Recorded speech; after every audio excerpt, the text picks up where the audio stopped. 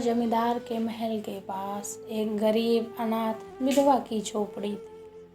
जमींदार साहब को अपने महल का हाथा उस झोपड़ी तक बढ़ाने की इच्छा हुई। विधवा से बहुतेरा कहा कि अपनी झोपड़ी हटा ले, पर वह तो कई जमाने से वहीं बसी थी। उसका प्रिय पति और इकलौता पुत्र भी उसी झोपड़ी में मर गया था। पतोहू भी एक 5 बरस की कन्या को छोड़कर चल बसी थी। अब यही उसकी पोती इस वृद्धा काल में एकमात्र आधार थी। जब उसे अपनी पूर्व स्थिति की याद आ जाती तो मारे दुख के फूट फूट रोने लगते थे।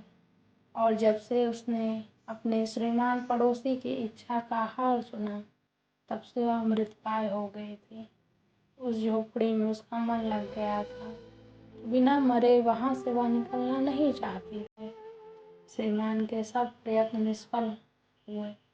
तब वे अपनी जमींदारी चाल चलने लगे। बाल की खाल निकालने वाले वकीलों की थैली गरम कर उन्होंने अदालत से झोपड़ी पर अपना कब्जा करा लिया और विधवा को वहां से निकाल दिया।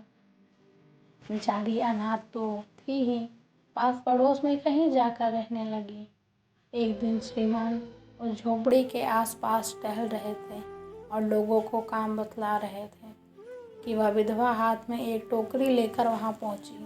श्रीमान ने उसको देखते ही अपने नौकरों से कहा कि उसे यहाँ से हटा दो, पर वह गिड़गिड़ाकर बोली, महाराज, अब तो यह झोपड़ी तुम्हारी ही हो गई है, मैं उसे लेने नहीं आई हूँ। महाराज क्षमा करें, तो एक विनती है। जमींदार साहब के सिर हिलाने पर उसने कहा, जब से यह झोपड़ी छूटी है तब से मेरी पोती ने खाना पीना छोड़ दिया है।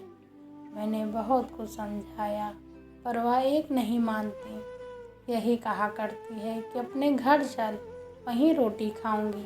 अब मैंने यह सोचा कि इस झोपड़ी में से एक टोकरी भर मिट्टी लेकर उसी का चूल्हा बनाकर रोटी पकाऊंगी।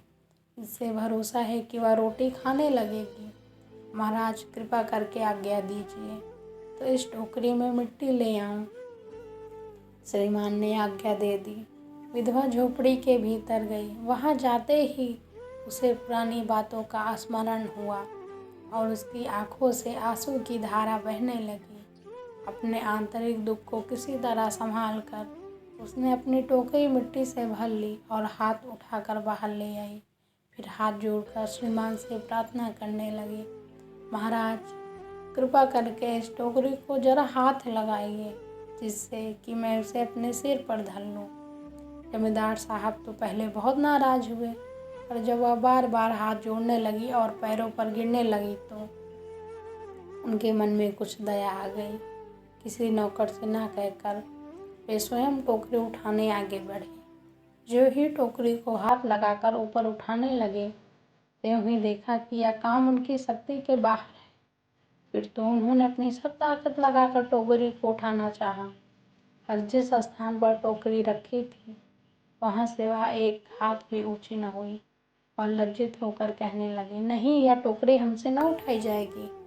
यह सुनकर विधवा ने कहा, महाराज, नाराज न हो, आपसे एक टोकरी भर मिट्टी नहीं उठाई जाती, और इस झोपड़ी में तो हजारों टोकरियां मिट्टी पड़ी हैं। उसका भार आप जन्म भर क्यों और कैसे उठा सकेंगे? आप ही इस बात पर विचार कीजिए। जमींदार साहब धन मद से गर्वित हो अपना कर्तव्य भूल गए थे, और विधवा के उपयुक्त वचन सुनते ही उनकी आंखें खुल गई। कृत कर्म का पश्चाताप कर उन्होंने विधवा से क्षमा मांगी और उसकी झोपड़ी वापस दे दी। अगले मंडे को एक नई कहानी के साथ। और हाँ, कहानी पसंद आई हो तो कमेंट, लाइक, शेयर जरूर कीजिएगा। छू लेने दो लड़कियों को भाई साक्षी मिश्रा।